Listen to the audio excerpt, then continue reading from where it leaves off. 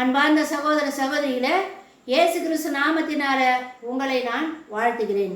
கடந்த நிகழ்ச்சி நம்ம பரம எருசலேம் பரலோகத்தை விட்டு பூமிக்கு இறங்கி வருது அப்படின்றத பார்த்தோம். இப்போ அந்த எருசலேம் நகரம் பூமிக்கு வந்துடுச்சு இல்லையா, புதிய பூமி. அப்போ அந்த நகரம் எப்படி இருக்குது அப்படின்னு சொல்லிட்டு இப்போ நம்ம வசனத்தின் மூலமாக பார்க்க போகிறோம். அதன் மதில் வஜ்ரக்கல்லால் கட்டப்பட்டு இருந்தது. வஜ்ரக்கல்லால் அந்த மதில் கட்டப்பட்டு இருக்குதுன்றாங்க. நகரம் தெளிந்த பளிங்குக்கு ஒப்பான சுத்த பொண்ணா இருக்குது. அந்த நகரம் முழுசு பொண்ணால கட்டப்பட்டதாங்க. வீடுகள் எல்லாம் அந்த நகரமே தங்கத்தால கட்டப்பட்ட நகரமா. நகரத்து மதிலின் அஸ்திபாரங்கள் சகலவித ரத்தினங்களினாலும் அலங்கரிக்கப்பட்டிருந்தன. இந்த நகரத்தை சுற்றிலும் காம்பவுண்ட் சுவர் இருக்குல்ல, மதில் சுவர். அந்த மதில் சுவர் பலவிதமான உயர்தர கற்களினால கட்டப்பட்டு இருக்குதா அந்த மதில் சுவர். என்ன கல்லால அந்த மதில் சுவர் கட்டப்பட்டு இருக்குது அப்படின்றத இப்போ நம்ம பார்க்கலாம். நகரத்து மதிலின் அஸ்திபாரங்கள் சகலவித ரத்தினங்களினாலும் அலங்கரிக்கப்பட்டிருந்தது. முதலாவது அஸ்திபாரம் வஜ்ரக்கல், இரண்டாவது இந்திரநீலம், மூன்றாவது சந்திரகாந்தம், நான்காவது மரகதம், ஐந்தாவது கோமேதகம், ஆறாவது பதுமராகம், ஏழாவது ஸ்வர்ணரத்தினம், எட்டாவது படிகை பச்சை, ஒன்பதாவது புஷ்பராகம், பத்தாவது வைடூரியம், பதினோராவது சுனீரம், 12வது சுகந்தி. இவைகளே இந்த மாதிரி 12 வகையான உயர்தர கற்களை வச்சு தான் அந்த புதிய எருசலேம் நகரத்தினுடைய மதில் சுவர் கட்டப்பட்டிருக்குமா. 12 வாசல்களும் 12 முத்துக்களாய் இருந்தன. இப்போ அந்த மதில் சுவர் 4 பக்கமும் 4 மதில் சுவரால் சூழப்பட்டிருக்க புதிய எருசலேம்.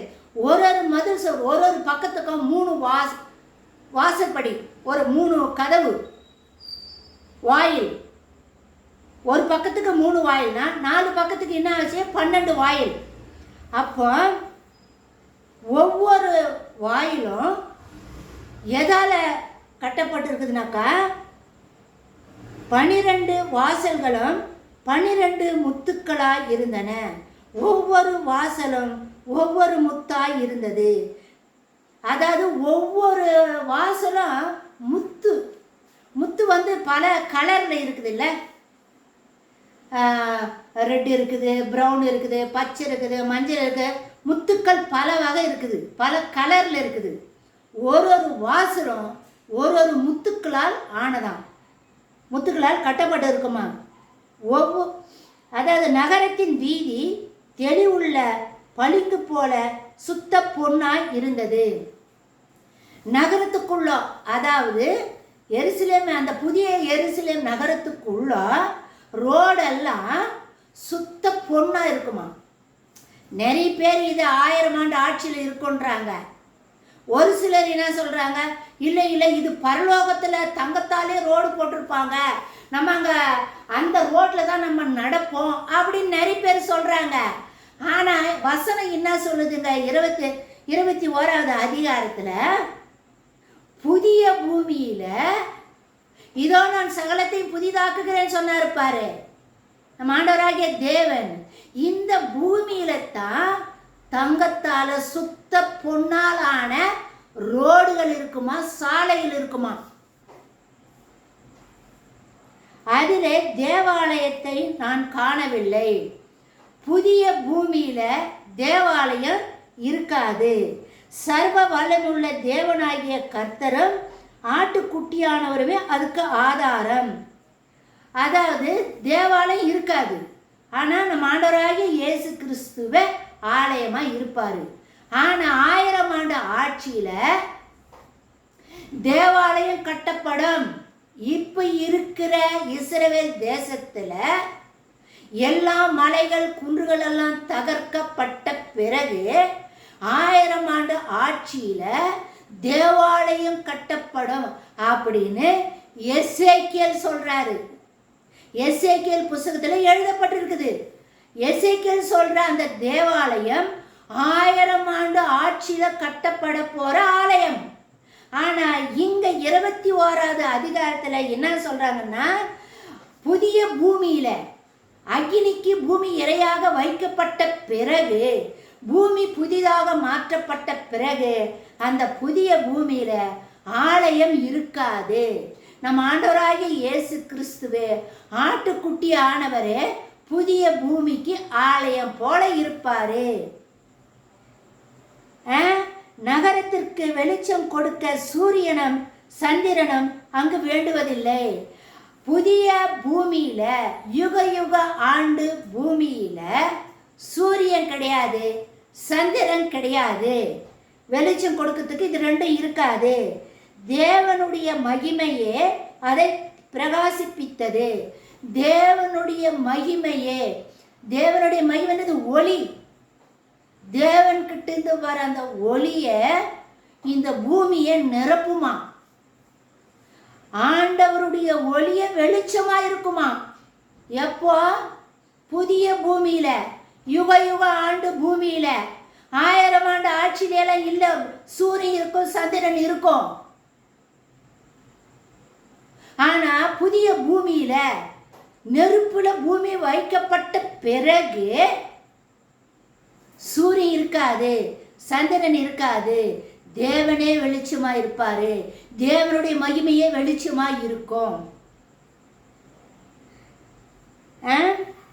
ஆட்டுக்குட்டியானவரே அதற்கு விளக்கு.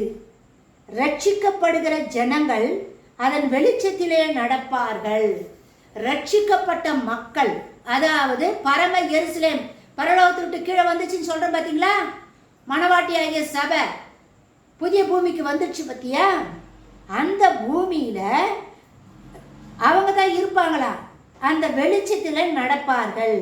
பூமியின் ராஜாக்கள் தங்கள் மகிமையும் கனத்தையும் அதற்குள்ளே கொண்டு வருவார்கள். இங்க அப்படின்னா ராஜாக்கள் கனத்தையும் மகிமையும் கொண்டு வருவாங்க அப்படின்னா நாடு இருக்குதா, ராஜாக்கள் இருக்கிறாங்களா அப்படின்னு நீங்க கேள்வி கேட்கலாம். அந்த சந்தேகம் உங்களுக்கு வரும். ஆனா இங்க என்ன சொல்றாரு, பூமியின் ராஜாக்கள் தங்கள் மகிமையும் கனத்தையும் அதற்குள்ளே கொண்டு வருவார்கள் அப்படின்னா ரட்சிக்கப்பட்ட மக்கள் ஒவ்வொருவரும் ராஜாக்களும் ஆசாரிய திருக்கூட்டமாக இருக்கிறாரு அப்படின்னு வெளிப்படுத்தின விசேஷம் 1வது அதிகாரத்துல 6வது வசனத்துல எழுதப்பட்டிருக்குது. அப்போ ரட்சிக்கப்பட்ட மக்கள் அவங்க செய்த ஊழியத்துக்கு தகுந்தாற் போல, அதாவது ராஜாக்களும் ஆசாரிய திருக்கூட்டமாக நம்மளை மாத்தினாரு. புதிய பூமியில வந்து ஆசாரியர்கள் இருக்க மாட்டாங்க. ராஜாக்களாகிய ரட்சிக்கப்பட்ட நம்ம தான் அங்க இருப்போம்.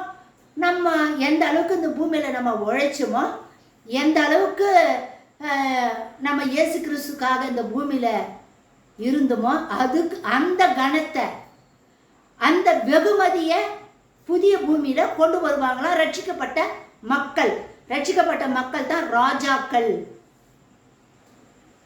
அங்கே ரா காலம் இல்லாதபடியினால் அதில் வாசல்கள் பகலிலே அடைக்கப்படுவதே இல்லை.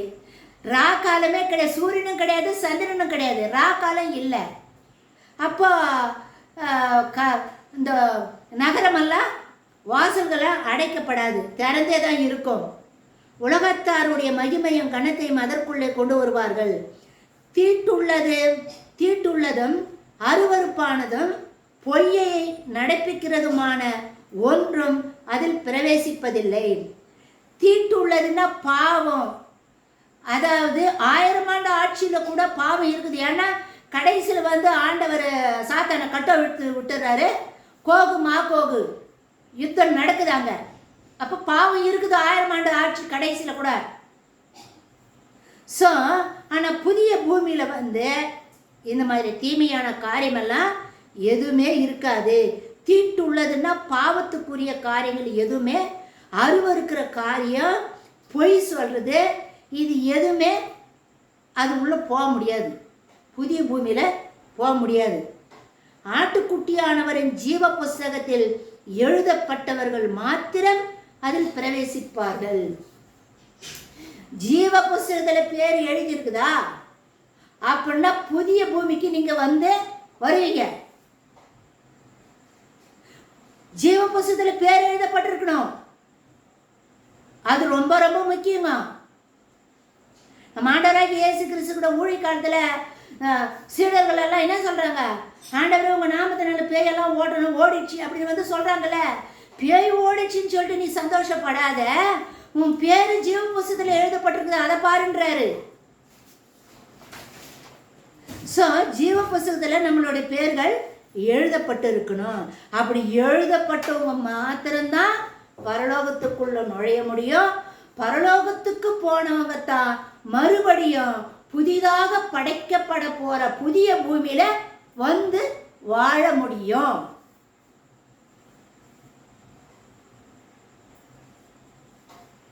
பின்பு பளிங்கை போல தெளிவான ஜீவ தண்ணீர் உள்ள சுத்தமான நதி தேவனும் ஆட்டுக்குட்டியானவரும் இருக்கிற சிங்காசனத்திலிருந்து புறப்பட்டு வருகிறதை எனக்கு காண்பித்தான். இப்போ இந்த புதிய பூமியில நம்ம ஆண்டவராகிய இயேசு கிறிஸ்து சிங்காசனத்தை போட்டு அமைந்திருப்பாரு.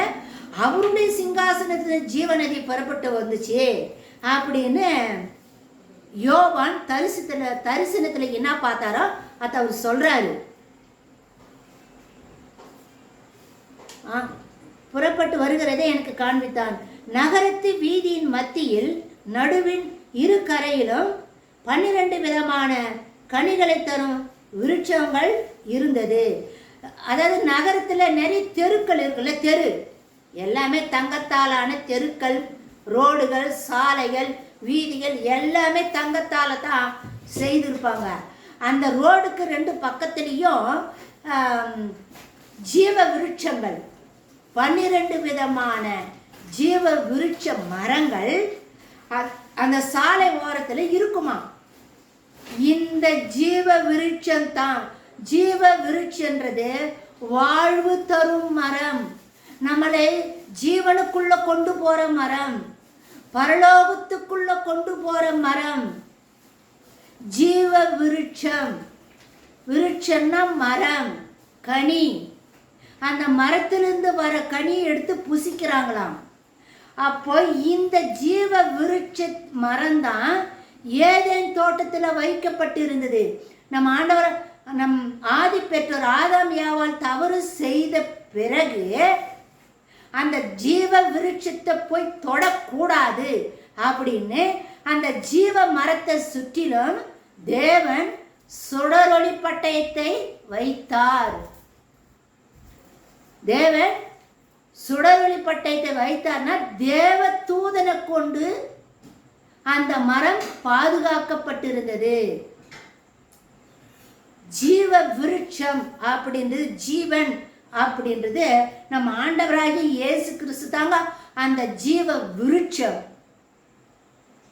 அந்த ஜீவ விருட்சத்திலிருந்து ஒரு மாசத்துக்கு ஒரு மரத்திலிருந்து பழம் கனிகள் கொடுத்தா அந்த கனிகளை எடுத்து சாப்பிட்டா அவங்களுக்கு நல்ல ஸ்ட்ரென்த்து கிடைக்கும்.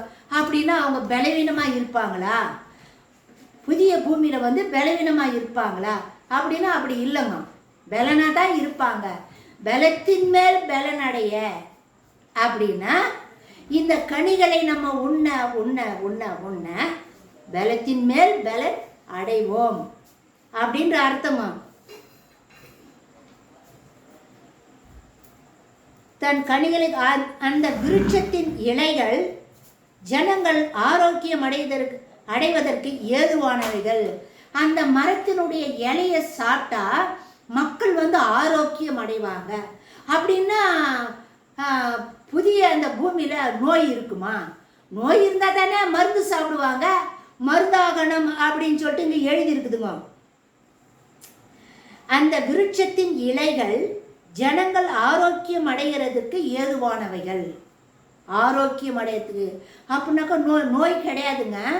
இந்த இலையெல்லாம் சாப்பிட்டோம்னா நம்ம பலத்தின் மேல் பலன் அடைவோம்.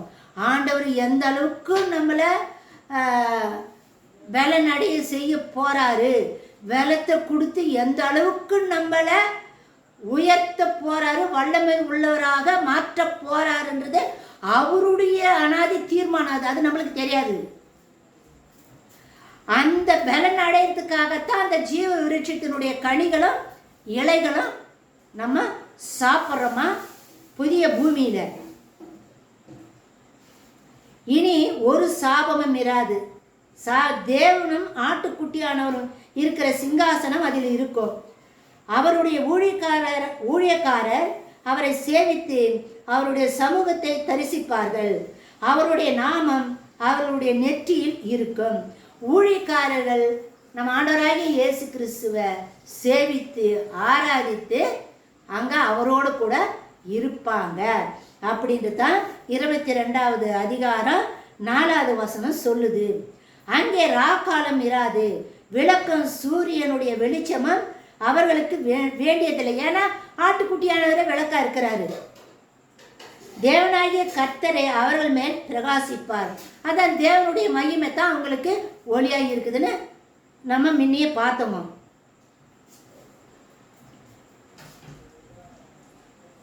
சதா காலங்களிலும் அவர்கள் சதா காலங்களிலும் அரசாளுவார்கள். எப்பொழுதுமே சதா காலமும் தேவனோடு கூட இருந்து இந்த பூமியை ஆளுகை செய்வாங்க. தன்னுடைய ஊழியக்காரருடைய நெற்றிகளில் அவருடைய நாமம் எழுதப்பட்டிருக்குமா. ஊழியக்காரருடைய நெத்தியில இயேசு கிறிஸ்துனுடைய பெயர் எழுதப்பட்டு இருக்கும் அப்படின்னு 22வது அதிகாரம் 5வது வசனம் சொல்லுது. ஸோ 21வது அதிகாரமும் 22வது அதிகாரமும் இந்த பூமியானது அக்கினிக்கு இரையாக வைக்கப்பட்ட பிறகு, புதிய பூமியாக மாற்றப்பட்ட பிறகு மக்கள் இந்த பூமியில வந்து ஆளுகை செய்வாங்க. தேவனும் அவங்களோடு கூட சேர்ந்து இருப்பாரு. அந்த நகரம் எப்படி பொன்னால் ஆயிருக்கும், நகரங்கள், வீதிகள், தெருக்கள், ரோடு எல்லாமே தங்கத்தால் ஆயிருக்கும். 12 விதமான அஸ்திபார கற்களால் மதில் சுவர் கட்டப்பட்டு இருக்கும். நகரமெல்லாம் தங்கத்தால் கட்டப்பட்ட வீடாயிருக்கும். ஸோ ரட்சிக்கப்பட்ட மக்கள் தான் அதுக்குள்ள நடந்து செல்வார்கள் அப்படின்னு தான் 21வது அதிகாரமா 22வது அதிகாரமா புதிய பூமி பத்தி சொல்லுது. 1000 ஆண்டு ஆட்சி பத்தி இல்ல, பரலோகத்தை பத்தி இல்ல, புதிய பூமி பத்தி சொல்ற அதிகாரங்கள் அது ரெண்டும். தீட்டு உள்ளது ஒன்றும் அதுக்குள்ள போக முடியாது. ஜீவ புஸ்தகத்தில் பேர் எழுதி இருக்கிறவங்க மட்டும்தான் புதிய பூமிக்கு வர முடியும். ஜீவ புஸ்தகத்தில் பேர் எழுதி இருக்கிறவங்க தான் பரலோகத்துக்கு போவாங்க. பரலோகத்துக்கு போயிருக்கிறவங்க திரும்ப புதிய பூமியில வருவாங்க. ஸோ நம்ம பேரெல்லாம் ஜீவ புஸ்தகத்தில் எழுதப்பட்டு இருக்கணும். அவருடைய நாமம் நம்மளுடைய நெத்தியில எழுதப்பட்டு இருக்கணும். ஸோ அவருடைய நாமம் தன்னுடைய ஊழியக்காரர்கள் நெற்றியில் எழுதப்பட்டு இருக்கும்னு சொல்லிட்டு வசனம் சொல்லுது இல்லை. இந்த வசனத்தின் மூலமாக ஆண்டவர் எனக்கு என்ன கற்றுக் கொடுத்தாரு, என்ன காண்பித்தாரு எனக்கு அப்படின்ற செய்தியை அடுத்த வீடியோவில் நான் சொல்கிறேங்க. அவளோடு காத்துட்டு இருக்கேன். ஆண்டவர் என்ன சொன்னார், தேவ தரிசனம் அது என்னென்ன பேசியிருக்கிறான்றதெல்லாம் அடுத்த வீடியோவில் நம்ம பார்க்க போகிறோம். ஸோ இதோட வெளிப்படுத்தின விசேஷம் நமக்கு முடிஞ்சிடுச்சிங்க. ஸோ இந்த செய்தியெல்லாம் உங்கள் சகோதர சகோதரிக்கு சொல்லுங்கள், சர்ச் மெம்பருக்கு சொல்லுங்கள், ஊழியத்தில் ஷேர் பண்ணிக்கோங்க. 21வது அதிகாரம் 22வது அதிகாரம் சொல்லப்படுகிற செய்திகள் புதிய பூமியில் சொல்லப்படுகிற காரியங்கள் அப்படின்றத அடித்து ஆணித்தரமா மற்றவங்களுக்கு சொல்லுங்க. பரலோகத்தை பற்றியும் சொல்லலை, 1000 ஆண்டு ஆட்சி பற்றி அது சொல்லலை, புதிய பூமி பற்றி தான் 21வது அதிகாரமும் 22வது அதிகாரமும் சொல்லப்பட்டிருக்குதுங்க. லைக் பண்ணுங்க, சப்ஸ்கிரைப் பண்ணுங்க, ஹைப்ன்ற ஆப்ஸ் டச் பண்ணுங்க. மரணதா.